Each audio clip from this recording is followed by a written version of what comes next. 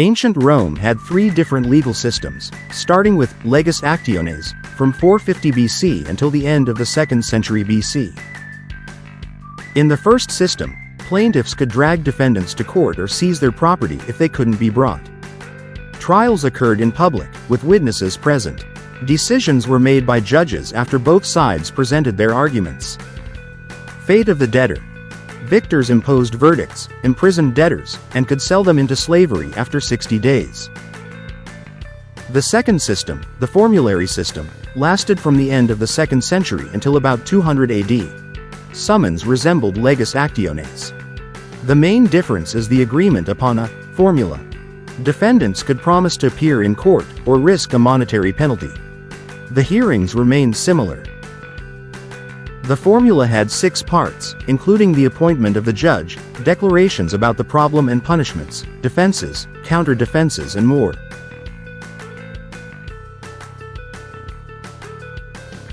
Oath-taking was crucial. Plaintiffs could challenge defendants to swear their case's validity, which had dire consequences. Creditors enforced verdicts, but bonorum venditio allowed debtors a final chance before bankruptcy. In both systems, the state played a minimal role, leaving much power in the hands of creditors.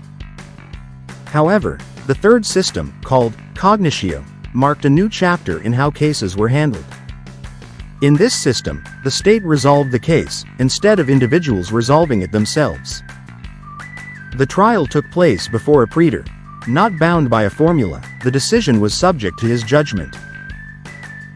Also, bailiffs existed and there was a very complex system of appeals, leading up to the emperor himself. There were 2 types of magistrates in Roman provinces, for example thracia. The former were appointed by the emperor and oversaw administration, taxation and military affairs. More importantly, they were the chief judicial authority. The latter were inferior, responsible for collecting taxes and overseeing imperial estate. However, Roman officials had jurisdiction only over Roman citizens.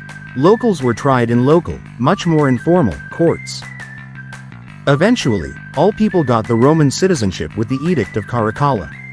This meant they were tried by Roman